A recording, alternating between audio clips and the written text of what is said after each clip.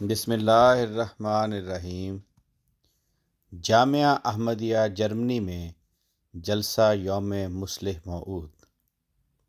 Report Hamid Iqbal, شعبہ تاریخ، جامعہ احمدیہ جرمنی۔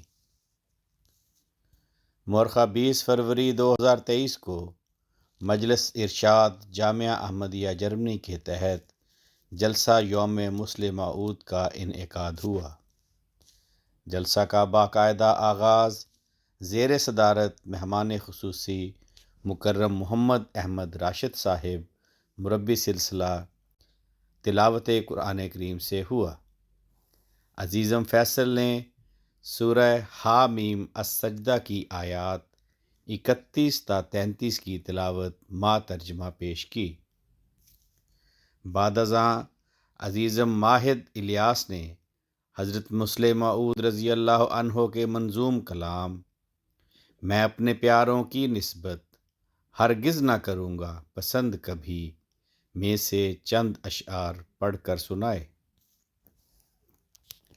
نظم کے بعد عزیزم رضوان اللہ سندھو نے ایک پریزنٹیشن کے ذریعے پیش گوئی مصلح موعود کا پس منظر پیش کیا، جس میں پسر موعود کے بارے میں گزشتہ نوشتوں میں اور حضور صلی اللہ علیہ وسلم کی احادیث میں بیان کی گئی پیش گوئیوں سے اس نشان کی اہمیت کو واضح کیا۔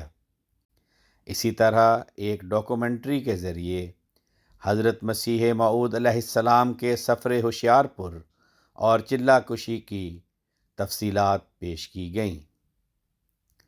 جلسہ کی پہلی تقریر عزیزم عدنان بٹ متعلم درجہ خامسہ نے حضرت مصلح موعود رضی اللہ عنہ کی حضرت مسیح موعود سے وفا کے موضوع پر پیش کی۔ جلسہ کی دوسری تقریر مکرم شمس اقبال صاحب استاذ جامعہ جرمنی نے پیش کی۔ آپ کی تقریر کا موضوع حضرت مصلح موعود رضی اللہ عنہ اور حضرت عمر رضی اللہ عنہ کی مشابہتیں ہیں تھا۔ بعد ازاں عزیزان راحیل احمد، حافظ احتشام احمد اور جری اللہ راجپوت نے ایک ترانہ اے فضل عمر تیرے اوصاف کریمانہ پیش کیا۔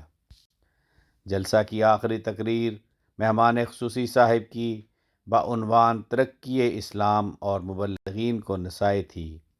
تقریر کے آغاز میں آپ نے اس بات کا ذکر کیا کہ حضرت مصلح موعود رضی اللہ عنہ کی یہ عمومی نصیحت تھی کہ آپ کے خطابات کو اس طرح سننا چاہیے کہ گویا سننے والا ایک طالب علم ہے، اور پھر ان تمام جزیات پر غور کرے اور ان پر عمل کرے۔